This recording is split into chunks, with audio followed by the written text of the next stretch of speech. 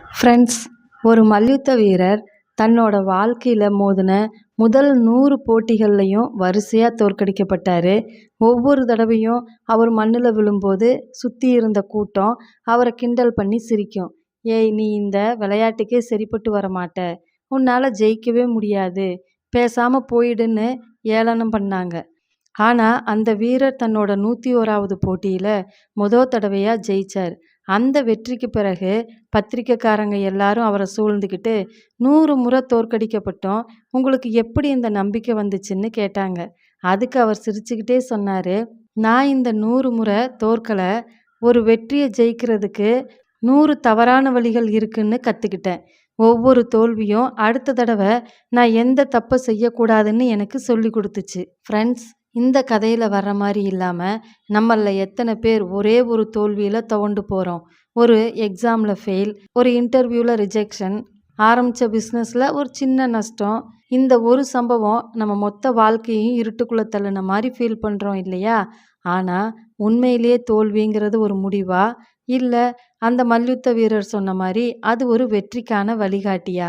இந்த கேள்விக்கான பதில் தான் தோல்வியை பற்றின உங்கள் பார்வையே இன்றைக்கி மாற்ற போகுது. தோல்வியோட வலியை எப்பயாவது டீப்பாக ஃபீல் பண்ணியிருக்கீங்களா? அந்த நொடியில் இதயம் நொறுங்கி போன மாதிரியும் இனிமே எந்திரிக்கவே முடியாதவன்னும் தோணியிருக்கா?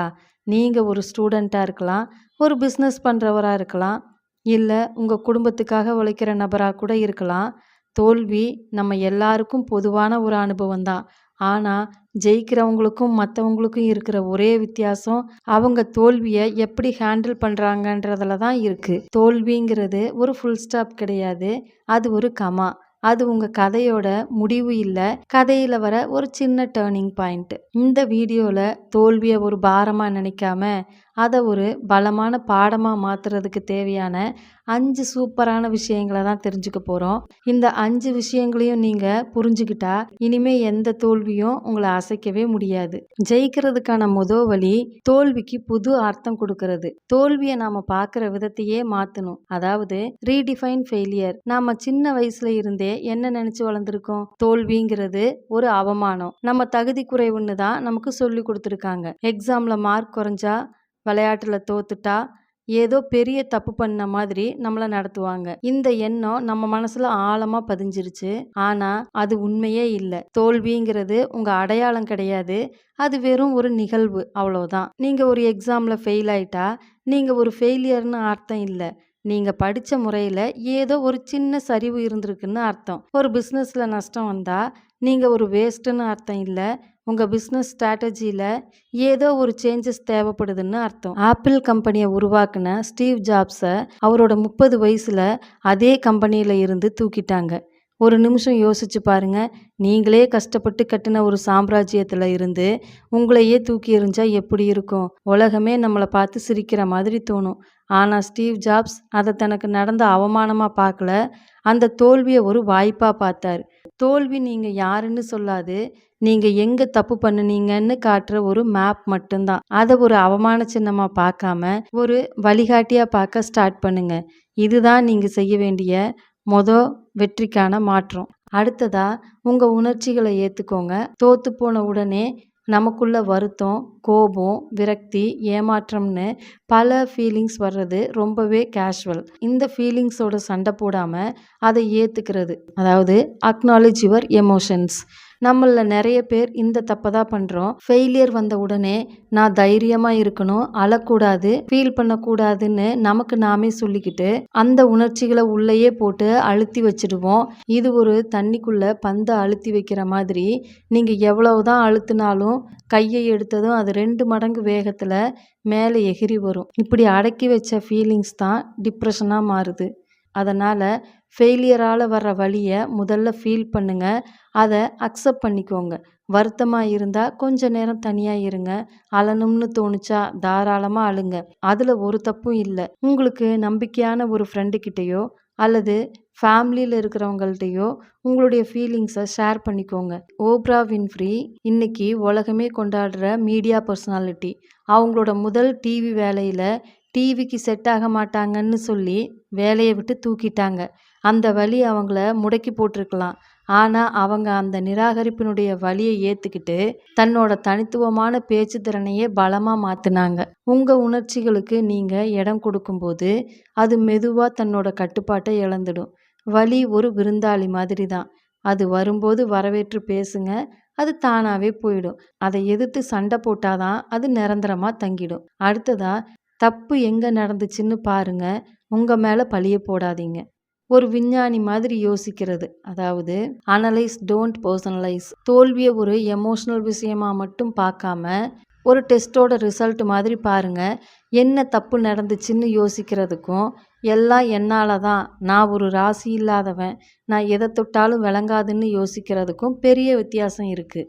முதல் கேள்வி உங்களை வளர்ச்சி பாதைக்கு கூட்டிட்டு போகும். ரெண்டாவது எண்ணம் உங்களை படுகுழியில் தள்ளிவிடும். மகேந்திரா குரூப்போட சேர்மன் ஆனந்த் மகேந்திரா அவங்க 2 வீலர் பிஸ்னஸில் இறங்குனது ஒரு தப்பான முடிவுன்னு வெளிப்படையாக ஒத்துக்கிட்டாரு. அவரால் அந்த மார்க்கெட்டில் ஜெயிக்க முடியல. ஆனால் அவர் நான் ஒரு ஃபெயிலியர் பிஸ்னஸ்மேன்னு சொல்லலை, அதுக்கு பதிலாக அந்த தோல்வியை ஒரு மூலதனம்னு சொன்னார். அந்த தோல்வியில் இருந்து கிடைச்ச பாடம் தான் ப்ரீமியர் பைக் மார்க்கெட்டில் ஜாவா மாதிரி பிராண்டுகளை சக்ஸஸ்ஃபுல்லாக கொண்டு வர உதவுச்சுன்னு சொன்னார். இதுதான் சரியான அணுகுமுறை. நீங்கள் தோத்துட்டீங்கன்னா ஒரு பேப்பரும் பேனாவும் எடுங்க. இந்த 3 கேள்விகளை கேளுங்க. எது சரியாக நடந்துச்சு? அந்த தோல்வியில் கூட சில விஷயங்கள் சரியாக நடந்திருக்கும், அதை கண்டுபிடிங்க. எங்கே தப்பாக போயிடுச்சு? எமோஷ்னல் ஆகாமல் உண்மையை யோசிங்க. தயாரிப்பில் பிரச்சனையா, பிளானிங்கில் மிஸ்டேக்கா, நேரத்தை சரியாக பயன்படுத்தலையா, நெக்ஸ்ட் டைம் என்ன டிஃப்ரெண்ட்டாக செய்யலாம்? இதில் இருந்து கற்றுக்கிட்ட பாடங்களை வச்சு உங்களோட அடுத்த பிளானிங்கை ரெடி பண்ணுங்க.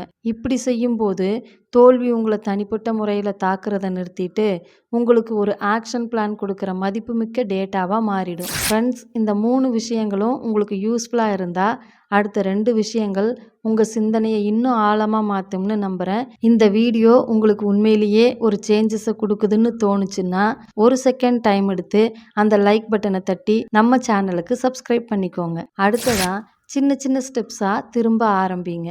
ஒரு பெரிய தோல்விக்கு பிறகு மறுபடியும் அதே வேகத்தோடு எழுந்து ஓடுறது ரொம்ப கஷ்டம். ஒரு மாரத்தானில் ஓடும்போது பாதியில் விழுந்துட்டா உடனே எழுந்து அதே ஸ்பீடில் ஓட முயற்சி பண்ணால் அது நம்மளை இன்னும் சோர்வாக்கிடும். 4வது விஷயமும் சின்ன சின்ன ஆனால் உறுதியான அடிகளை எடுத்து வைக்கிறது தான். Start again with small steps. 65 வயசில் KFC நிறுவனர் கர்னல் சாண்டர்ஸோட கையில் இருந்தது வெறும் $105 பென்ஷன் பணம் மட்டும்தான். அதுக்கு முன்னாடி அவர் செஞ்ச பல பிஸ்னஸ் தோல்வியில் தான் முடிஞ்சுது. அந்த வயசில் அவரால் ஒரு பெரிய ஹோட்டலை திறக்க முடியல. ஆனால் அவரால் ஒன்று செய்ய முடிஞ்சுது. தன்னோட ஸ்பெஷல் சிக்கன் ஃப்ரை ரெசிபியை எடுத்துக்கிட்டு ஒவ்வொரு ஹோட்டலாக ஏறி இறங்கினார். 1009 தடவை நிராகரிப்புக்கு பிறகு ஒரே ஒரு ஹோட்டல் அவரோட ரெசிபியை ஏற்றுக்குச்சு. அந்த ஒரு சின்ன சரிதான் இன்னைக்கு உலகத்தையே ஆட்டி படைக்கிற KFC சாம்ராஜ்யத்தோட மொதல் ஸ்டெப். நீங்கள் ஒரு எக்ஸாமில் ஃபெயில் ஆகிட்டீங்கன்னா அடுத்த நாளே மொத்த புத்தகத்தையும் படித்து முடிக்கணும்னு டார்கெட் வைக்காதீங்க. இன்றைக்கி ஒரே ஒரு சாப்டரை முழுசாக புரிஞ்சுக்க போகிறேன்னு ஆரம்பிங்க. ஒரு பிஸ்னஸில் நஷ்டம் ஆகிடுச்சுன்னா உடனே கோடிக்கணக்கில் முதலீடு திரட்டணும்னு நினைக்காதீங்க. இன்றைக்கி ஒரு கஸ்டமரையாச்சும் திருப்திப்படுத்த போகிறேன்னு ஆரம்பிங்க. சின்ன சின்ன வெற்றிகள் கொடுக்குற உத்வேகம் ரொம்ப பெருசு. ஒவ்வொரு சின்ன அடியும் உங்கள் தன்னம்பிக்கையை கொஞ்சம் கொஞ்சமாக வளர்க்கும். செங்கல் செங்கல்லாக வச்சு தான் ஒரு பெரிய கோட்டையே கட்ட முடியும். உங்கள் சின்ன சின்ன வெற்றிகள் தான் அந்த கோட்டைக்கான செங்கற்கள். அதனால் பொறுமையாக, நிதானமாக, ஆனால் உறுதியாக உங்கள் அடுத்த அடியை எடுத்து வைங்க. ஃபைனலாக ஹெல்ப் கேளுங்க, தனியாக போராடாதீங்க. சீக் சப்போர்ட்னு சொல்லுவாங்க. தோல்வி அடையும் போது நம்மளை நாமளே தனிமைப்படுத்திக்கிறது மனுஷ இயல்பு தான். என் பிரச்சனையை நானே பார்த்துக்கிறேன், எனக்கு யார் உதவியும் தேவையில்லைன்னு நினைப்போம். ஆனால் அது பலத்தோட அடையாளம் இல்லை, அது ஒரு புத்திசாலித்தனம் இல்லாத செயல். உலகத்தினுடைய மிகப்பெரிய சாதனையாளர்கள் கூட அவங்களோட கஷ்டமான நேரத்தில் மற்றவங்களோட ஹெல்ப்பை எதிர்பார்த்துருக்காங்க. அது ஒரு நல்ல நண்பராக இருக்கலாம், ஒரு வழிகாட்டியாக இருக்கலாம், இல்லை ஃபேமிலி மெம்பர்ஸாக கூட இருக்கலாம். உங்கள் வலியை, உங்கள் சந்தேகங்களை, உங்கள் பயத்தை ஷேர் பண்ணிக்கும்போது அதோட பேர்டன் பாதியாக குறையும். சில சமயம் வெளியில் இருந்து பார்க்குற ஒருத்தருக்கு நமக்கு தெரியாத ஒரு தீர்வு தெரியலாம். உங்களை உற்சாகப்படுத்துகிற ஃப்ரெண்ட்ஸ் கிட்ட பேசுங்க. உங்களை நம்புறவங்களோட டைம் ஸ்பெண்ட் பண்ணுங்க. தேவைப்பட்டா ஒரு ப்ரொஃபஷனல் கவுன்சிலர் கிட்ட ஹெல்ப் கேட்குறதால எந்த தப்பும் இல்லை. கஷ்டமான நேரத்தில் உதவி கேட்குறது நீங்கள் மறுபடியும் எழுந்து நிற்கிறதுக்கான ஒரு ஸ்மார்ட்டான மூவ். தனியாக போராடி உங்களுடைய சக்தியை வீணாக்காதீங்க.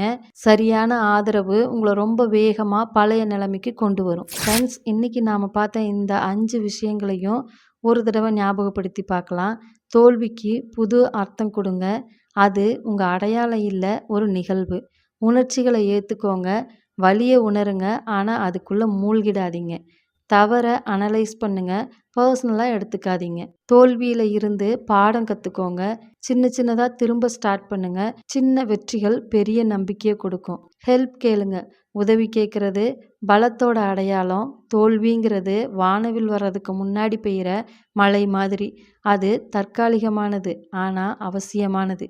ஒவ்வொரு தோல்வியும் உங்களை செதுக்கிற ஒரு உளி. அது உங்களை பலவீனப்படுத்தாது, பக்குவப்படுத்தும். அந்த மல்யுத்த வீரர் சொன்ன மாதிரி ஒவ்வொரு தோல்வியும் ஜெயிக்கிறதுக்கான விலை மதிக்க முடியாத ஒரு பாடம். இப்போது உங்கள் லைஃப்பில் சந்தித்த ஒரு தோல்வி என்ன, அதில் இருந்து நீங்கள் கற்றுக்கிட்ட பாடம் என்ன அப்படிங்கிறத மறக்காமல் கீழே கமெண்ட்டில் சொல்லுங்கள். ஃப்ரெண்ட்ஸ், இந்த வீடியோ உங்களுக்கு பிடிச்சிருந்தா லைக், ஷேர் அண்ட் சப்ஸ்கிரைப் பண்ண மறக்காதீங்க.